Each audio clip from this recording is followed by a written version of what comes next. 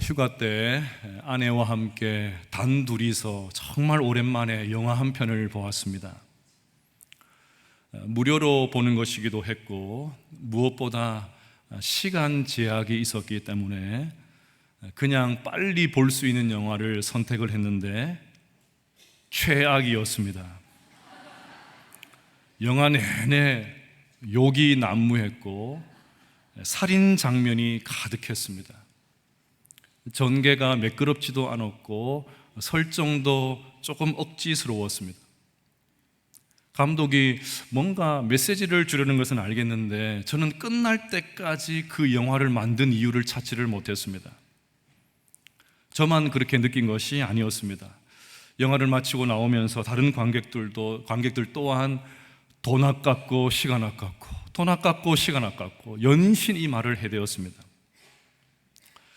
저는 가급적이면 해피엔딩으로 끝나는 영화를 좋아합니다. 너무 무거운 주제보다는 유쾌하게 웃을 수 있는 영화를 좋아합니다. 그래서 목사님 지금까지 본 영화 가운데 가장 재밌게 본 영화가 무엇입니까? 물어보시면 저는 조금도 주저하지 않고 쿵푸 팬더라고 대답을 합니다. 돈을 쓰고 시간을 들여가면서 영화를 보는데 굳이 긴장하면서 볼 필요가 없지 않습니까? 좋지 않은 장면으로 인해서 마음이 힘들 필요도 없지 않습니까? 그래서 저는 오늘 본문과 같이 해피엔딩으로 끝나는 이야기가 너무 좋습니다. 예수님께서 유월절 절기를 지키기 위해서 예루살렘으로 올라가시면서 여리고라는 마을을 통과하게 되었습니다. 여리고에서 예루살렘까지는 약 24km밖에 되지 않습니다. 수도 예루살렘이 멀지 않으니까 예루살렘 가는 길목에 있는 여리고에는 절기를 지키기 위해서 전국 각지에서 몰려든 사람들로 잔뜩 붐빕니다. 혹시라도 유명한 랍비가 있다, 그 랍비가 예루살렘으로 올라가고 있다 소문이라도 나면 사람들은 즉시로 그 랍비 주변으로 몰려듭니다. 그러면 랍비는 걸어가면서 몰려든 사람들에게 즉석 강연을 시작을 합니다.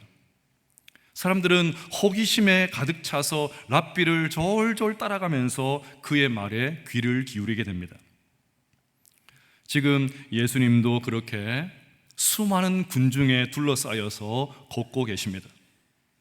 그런데 갑자기 저쪽 길가 끝에서 맹인 거지 바디메오가 다윗의 자손이여 나를 불쌍히 여기소서, 다윗의 자손이여 나를 불쌍히 여기소서 소리를 지르는 것 아닙니까? 오늘 이야기는 여기서부터 시작을 합니다.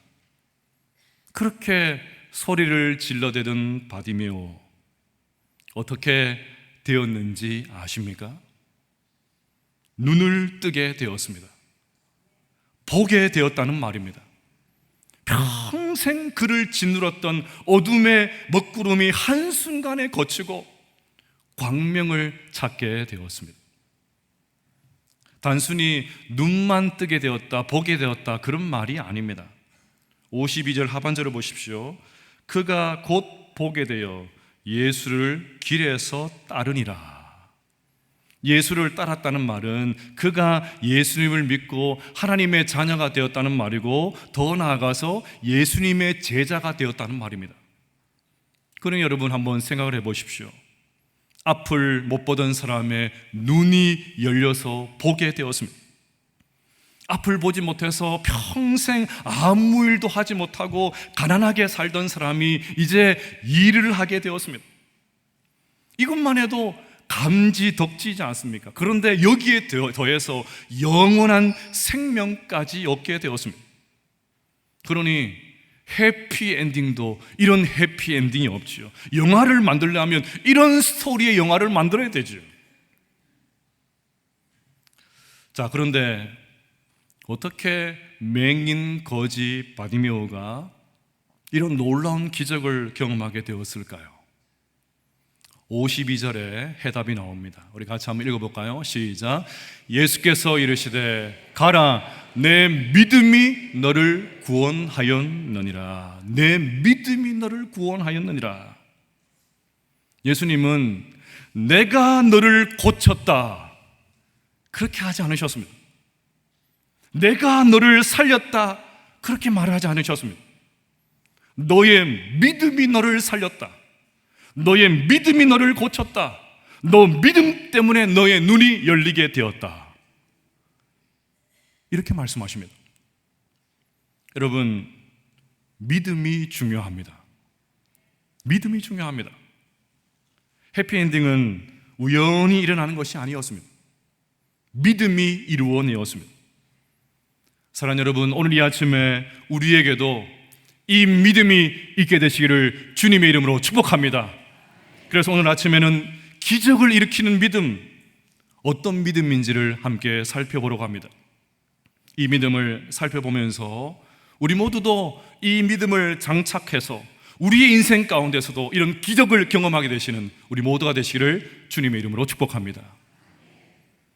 첫째로 믿음은 꿈을 꾸는 것입니다. 믿음은 뭘 꾸는 것이라고요? 꿈을 꾸는 것. 예수님께서 바디메오에게 내가 너에게 무엇을 하여 주기를 원하느냐 그렇게 묻자 그는 51절에서 이렇게 대답을 합니다. 선생님이여 보기를 원하나이다. 선생님이여 보기를 원하나이다. 그는 한 푼 좀 적선해 주십시오. 제가 지금까지 얼마나 굶었는지 모릅니다. 그러니 좀 도와주십시오. 그렇게 말하지 않았습니다. 보기를 원하나이다. 여러분, 눈을 뜨는 게 보통 일이 아니지 않습니까? 요즘과 같이 의학이 발달한 시대에도 못 고치는 질병도 있고 못 고치는 눈병도 있고 그렇지 않습니까? 그러니까 그 옛날에는 얼마나 더했겠습니까? 그러니 보는 것은 진작에 포기하고 그냥 배고픔이나 달랬으면 좋겠다. 그래서 한 푼 좀 받았으면 좋겠다. 그러니까 좀 도와주십시오. 이렇게 말을 해야 되는 것 아닙니까? 그런데 바디메오는 뭐라고 합니까?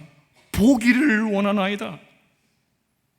그는 지금 엄청난 꿈을 꾸고 있습니다. 자신의 눈이 활짝 열리는 꿈을 꾸고 있습니다. 눈이 열려서, 눈이 떠져서 모든 세상 만물을 바라보는 꿈을 꾸고 있습니다.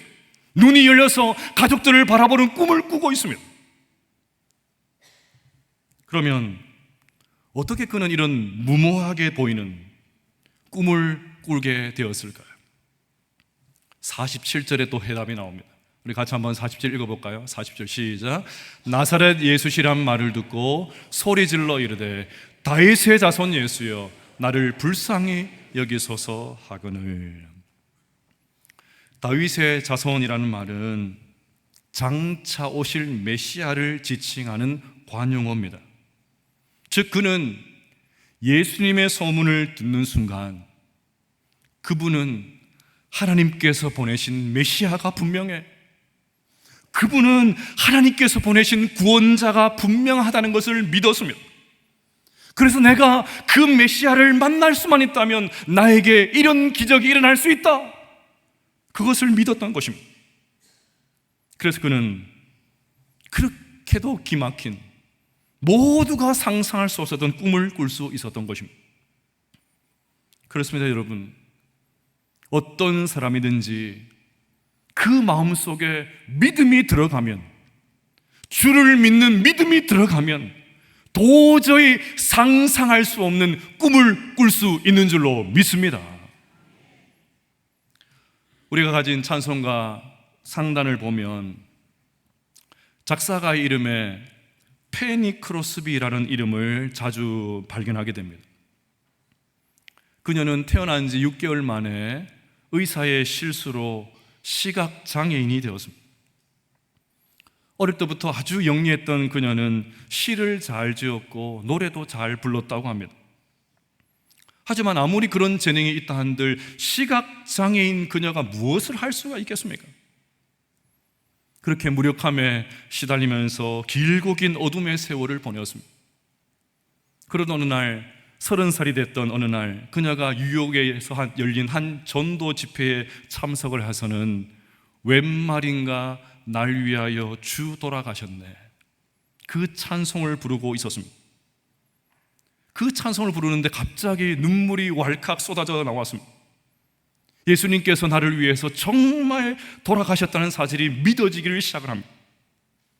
뜨거운 눈물을 흘리면서 이제 내 삶은 주님만 의지해야 되겠다, 주님만을 위해서 살기로 작정을 했습니다. 그런데 찬송가의 마지막 가사, 몸밖에 드릴 것이 없어 이 몸 바칩니다.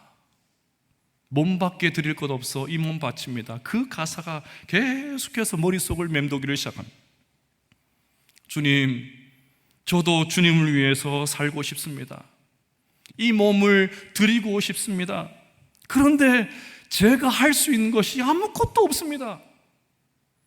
그렇게 기도하고 있는데 주님의 음성이 들려오기를 시작합니다. 내가 너에게 재능을 주지 않았니? 너는 시도 쓰고 노래도 만들 수 있지 않니? 내가 너에게 재능을 주지 않았니? 그 음성을 듣자 그녀가, 그렇습니다 주님, 이제부터 제가 주님을 위해서 시를 짓고 노래를 만들겠습니다. 그때부터 찬송시를 쓰기를 시작했습니다. 95세가 되기까지 무려 8,000곡의 찬송시를 썼어요. 우리가 조금 전에 불렀던 찬송가 384장 나의 갈 길 다가도록, 그 찬송도 그녀가 작사한 찬송입니다. 크로스비가 1915년에 하나님의 부르심을 받았으니까 그녀가 세상을 떠난 지 100년도 넘었죠. 하지만 누가 그녀를 100년 전에 사라졌다고 하겠습니까? 그녀가 지은 찬송을 부를 때마다 페니 크로스비가 지금도 우리 가운데 살아있고 우리와 함께 찬양하고 있는 것을 느끼게 됩니다. 여러분, 인생에 아무런 소망이 없던 그 가련한 시각장애인이 어떻게 이렇게 위대한 일을 할 수가 있었습니까? 전능하신 하나님을 바라보고 그 하나님을 믿으니까 그녀의 인생 가운데 꿈이 생기기를 시작을 했던 것입니다. 여러분, 우리도 마찬가지입니다. 세상을 바라보면, 우리에게 주어진 환경만 쳐다보면 낙심되는 일밖에 없지만 하나님을 바라보기 시작하면 꿈이 싹트기를 시작을 합니다. 믿음이 들어가면 꿈을 꾸기를 시작을 합니다. 하나님, 당신의 나라를 위해서 내 삶의 지경을 넓혀 주시옵소서. 하나님, 내 사업을, 내 직장을 당신의 나라를 위하여 사용하여 주시옵소서. 내 자녀들, 내 손주들 믿음의 용사가 되어서 당신의 나라를 위하여 마음껏 사용하여 주시옵소서. 꿈을 꾸기를 시작을 합니다. 사랑하는 여러분, 오늘 이 예배를 통하여 우리 모두가 꿈을 꾸게 되시기를 주님의 이름으로 축복합니다. 칠흑 같은 어두운 현실을 대낮같이 밝히실 하나님을 꿈꾸게 되시기를 축복합니다. 그래서 여러분의 인생 가운데도 꿈대로 되어지는 역전시키시를 그 하나님을 경험하고 체험하게 되시기를 주님의 이름으로 축복합니다. 둘째로, 믿음은 행동하는 것입니다. 믿음 뭐라고요? 행동하는 것이 믿음입니다. 사람들이 맹인에게 예수님께서 너를 부르신다 하니까 맹인 바디메오가 어떻게 했습니까? 50절을 보십시오. 맹인이 겉옷을 내버리고 뛰어 일어나 예수께 나아오거늘. 여기서 겉옷을 버렸다, 이 표현을 주목을 해야 됩니다. 그가 두르고 있었던 겉옷은 구걸하고 있던 거지였던 그에게는 어쩌면 전 재산이었을지도 모릅니다. 밤에 추우면 외투로도 입고 잠잘 때 이불로도 사용하고 정말 여러 가지 목적으로 사용하는 하나밖에 없는 재산이었습니다. 그런데 그것을 내팽개치고 용수철처럼 튀어서 예수님께로 달려갔습니다. 여러분, 그는 앉아서 꿈만 꾸지 않았습니다. 나도 눈을 떠서 세상을 봤으면 좋겠다, 나도 눈 떠서 내 사랑하는 가족을 봤으면 좋겠다, 꿈만 꾸지 않았습니다. 꿈을 이루기 위해서 일어나 예수님께로 달려갔습니다. 여러분, 하나님께 주신 꿈이 있으십니까? 뭔가 바람이 있으십니까? 그러면 그 꿈을 안고 일어나 달려가야 됩니다. 어떻게 하면 그 목표를 이룰 수 있을까? 로드맵을 만들어야 됩니다. 혹시 내가 은퇴한 다음에 평신도 선교사로서 봉사해도 되겠다, 봉사해야 되겠다 이런 꿈을 가진 분이 계십니까? 그러면 그 전에 내가 배워야 될 기술은 뭐고, 외국어 공부를 어떻게 해야 되고, 선교 기금을 어떻게 마련할지 세밀한 계획을 세워야 됩니다. 그리고 그 로드맵을 따라서 열심히 달려가는 것입니다. 꿈을 꾸고 일어나 꿈만 꾸고 앉아 있어서는 안 됩니다. 달려가야 됩니다. 아일랜드의 극작가였던 조지 버나드 쇼의 묘비명에 이런 문구가 쓰여 있다고 합니다. 우물쭈물하다가 내 이럴 줄 알았다. 같이 읽어볼까요? 시작. 우물쭈물하다가 내 이럴 줄 알았다. 근데 실제로 묘비병에 이런 글자가 안 쓰여 있대요. 또 그 사람이 이 말을 했다는 것도 확실치 않다고 합니다. 누가 말했든 메시지는 분명하지 않습니다. 여러분, 맹인이 꿈만 꾸고 앉아 있었다면 어떻게 되었겠습니까? 지금까지도 앉아서 구걸하고 있었겠지요. 하지만 그는 겉옷을 내팽개치고 용수철처럼 튀어올라서 달려갔습니다. 그것 때문에 기적이 일어났던 것입니다. 꿈을 이루기 위해서 일어나서 달려가야 됩니다. 행동으로 옮겨야 됩니다. 우물쭈물거리지 말고 움직여야 됩니다. 자, 그런데 달려갈 때, 행동으로 옮길 때 중요한 것이 목표에서 눈을 떼지 않는 것입니다. 이 자리에 청년들도 앉아 있는데요, 만약에 취업을 준비하는 청년이 있다고 치면 그 청년은 오늘 당장 예배를 마친 다음에 휴대폰 바탕화면에 내가 들어가고 싶은 회사의 로고를 새겨놓아야 돼요. 여자친구, 남자친구 그림 사진이 아니고 내가 들어가고 싶은 회사 로고를 박아놔야 돼요. 책상에도 붙여놓고 문 앞에도 붙여놓고 눈에 뜨는 곳에 전부 다 붙여놓고 그 회사에 들어가려고 꿈꾸어야 돼요. 그런데 준비하는 것이 힘들죠. 내가 굳이 이렇게까지 할 필요가 있나? 그래서 포기하고 싶은 마음이 들 때도 있죠. 그때는 어떻게 되는지 아십니까? 그 회사 본사가 있는 빌딩을 찾아가야 됩니다.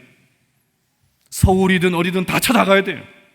그리고 회사에 출입하는 사람들 보면서 나도 저 사람들처럼 사원증을 가지고 이 회사에 출퇴근을 하는 모습을 꿈꿔야 되는, 꿈도 못 꾸나, 꿈을 꿔야 돼요. 그렇게 죽기 살기로 준비하면 어떻게 되겠습니까? 제가 단언하건대 그 청년은 반드시 그 회사에 입사하게 됩니다. 여러분, 그 정도로 목표를 향해서 움직이고 행동하는 사람을 누가 감당할 수가 있겠습니까? 메이저리그에서 통산 755개의 홈런을 친 전설적인 홈런왕 행크 아론이 이렇게 말을 했습니다. 매일 정신없이 연습하다 보면 어느 날 야구공이 수박 덩어리만큼 크게 느껴지는 때가 옵니다. 이런 홈런왕은 갑자기 하늘에서 떨어진 것이 아니었습니다. 매일 공을 치고 또 치다 보니까 어느 순간 그 작은 공이 큰 수박처럼 보이더라는 것입니다. 이렇게 말씀드리면, 그런 목사님, 목표 바라보면서 살기 위해서 여행도 한번 가면 안 되고 취미생활도 하면 안 되고 그냥 책상에 앉아서 준비만 해야 됩니까? 그런 질문이 생기는 분들이 계시죠. 아닙니다. 여행도 다녀오십시오. 취미생활도 하십시오. 다만 여행하는 것도 목표와 연관시켜야 됩니다. 여행을 다니면서 뭔가를 새로운 경험하면서 그것도 앞으로 내가 할 업무에 대한 더 넓은 안목을 가지는 것이다, 두루두루 살피는 기회로 삼는 것입니다. 저는 이것을 제가 설교 준비하는 과정으로서 설명을 드리려고 합니다. 저는 설교 본문이 정해지면 한 주간 내내 설교 생각만 합니다. 지금도 설교하면서 다음 주 설교 본문이 제 머리에 들어있어요. 설교 본문이 정해지면 설교만 생각을 합니다. 앉으나 서나 설교 생각, 앉으나 서나 설교 생각. 그렇다고 제가 다른 일 일체하지 않는 것 아닙니다. 운동도 하고 점심때가 되면 교육자들과 함께 식사도 하고 아내와 함께 산책도 하고 신방도 하고 손님을 만나기도 하고 회의에 가기도 하고 TV도 보고 책도 읽고 저 옆에 교회 옆에 있는 마트에 가서 장을 보기도 하고 할 것 다 해요. 할 것 다 합니다. 그런데 저는 그럴 때마다 저와 만났던 사람들, 내가 이번 주에 경험했던 사건들, 내가 이번 주에 읽었던 책의 내용들, 경험했던 모든 것들 어떻게 하면 설교에 연결시킬 수 있을까? 그 고민을 합니다. 2주 전에 이재철 목사님과 전화 통화한 것으로 설교를 시작했던 그 설교 기억하십니까? 별거 처음에 설교를 구성할 때 그 내용은 없었습니다. 근데 그 주간 설교 본문이 진짜와 가짜 그리스도에 대한 것이었기 때문에 이재철 목사님께서 전화를 주셔가지고 AI로 인해서 피해를 입고 계신다는 그 이야기를 듣는 순간에 설교 서론을 완전히 바꿔버렸어요. 머릿속에 온통 설교가 들어있으니까 전화 통화한 것을 설교로 연결했던 것입니다. 오늘 설교를 준비하면서도 우리 교회에 고등학생 친구 한 명이 생각이 났습니다. 그 친구가 지금 예배 자리에 앉아 있어요. 그 친구가 생각이 났습니다. 얼마 전에 초등 1부 성경학교에 참석을 했는데 그 친구가 제 옆에 앉아서 성경학교 보조교사로 참석을 했었습니다. 마침 연극을 하는 시간이었기 때문에 그 친구의 역할이 다 끝이 났어요. 근데 그 친구가 태블릿 PC를 펴놓고 뭔가 분주하게 막 작업을 하고 있었습니다. 그래서 제가 하도 상그러워가지고 너 뭐하냐? 너 뭐하고 있어? 물어봤어요. 그때 그 친구가 목사님 공부할 게 너무 많아서 계획을 세우고 있습니다 하면서 막 하는 거예요. 와우, 대박. 제가 그 자리에서 고등학생에게 배웠습니다. 고등학생 10대 친구에게 제가 배웠어요. 얼마나 감탄했는지 모릅니다. 고등학생이 성경학교 보조교사로 섬기는 것도 감사한데 그 짜투리 시간을 이용해서 자신의 공부 계획을 짜고 있었던 것입니다. 방학이 되면 어떻게 공부할지 그 공부 계획을 짜고 있었던 거예요. 제가 앞으로 그 친구를 유심히 관찰할 거예요. 그리고 배우에 열심히 제가 기도로 도울 것입니다. 명문대학에 입학했냐, 제가 그것을 말하는 게 아닙니다. 설령 명문대학에 들어가지 못해도 괜찮아요. 그런 자세로 자신의 인생을 사는 친구를 하나님께서 들어 사용하지 않으시겠습니까? 그 생각이 들더라고요. 여러분, 이처럼 목표의 시선을 고정을 하면 주위의 모든 환경이 목표를 이루는 유용한 소재로 사용할 수가 있습니다. 목표에 초점을 맞추고 살면 내가 닥치는 모든 환경, 내가 부딪히는 모든 사건, 내가 경험한 모든 것이 나에게 아이디어를 주고 영감을 주는 것으로 몰려오는 그런 경험을 하게 될 것입니다. 그렇게 목표를 향해서 달려가는 것, 움직이는 것, 행동하는 것이 믿음입니다. 셋째로 믿음은 인내하는 것입니다. 믿음 뭐라고요? 인내하는 것입니다. 바디메오가 꿈을 꾸고 그 꿈을 이루기 위해서 행동했다고 해서 그에게 아무런 어려움이 없었던 것은 아니었습니다. 48절을 보십시오. 많은 사람이 꾸짖어 잠잠하라 하되 그가 더욱 소리질러 이르되 다윗의 자손이여 나를 불쌍히 여기소서 하는지라. 사람들이 그를 꾸짖기를 시작을 합니다. 당연하죠. 전부 다 예수님 말씀에 귀를 기울이고 있는데 갑자기 거지 하나가 나타나서 고래고래 가음을 지르니까 얼마나 화가 났겠습니까? 예수님의 말씀이 들리지 않으니까 화가 나가지고 그 말 좀 그만하라고 막 꾸짖기를 시작을 합니다. 만약에 그때 사람들이 꾸짖음을 듣고 바디메오가 기가 꽉 꺾여가지고 주저앉아 있었다면 어떻게 되었겠습니까? 중꺾마, 중요한 것은 꺾이지 않는 마음이란 그런 말이 있는 것처럼 그는 꺾이지 않고 더욱 소리를 질렀습니다. 사람들이 소리를 지르니까 더욱 소리를 지르면서 다윗의 자손 예수여, 나를 불쌍히 여겨주십시오. 사람들이 아무리 제지해도 다윗의 자손 예수여, 나를 불쌍히 여겨주십시오. 더욱 소리를 지릅니다. 예수님의 응답이 있을 때까지, 목표를 이룰 때까지 계속 외쳐댔습니다. 인내한 것입니다.